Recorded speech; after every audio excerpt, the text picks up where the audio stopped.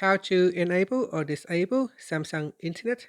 Show go to bottom button on the Samsung Galaxy S24 series. First, tap on the home button to return back to the home screen. Now on the home screen or in the app screen, open up the Samsung Internet app. Then tap on the menu button. From the pop-up, tap on settings.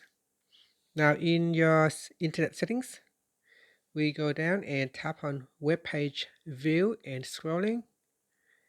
Then we go down and in here tap on show go to bottom button. So tap on that toggle button to turn it on, or you can switch it off. Now once it is turned on, you can go back to your web page, and at the bottom here you can see there is a button that allows you to go to top or go to bottom, and you can tap on that button there to quickly allow you to quickly navigate to the top of the page or to the end of the page.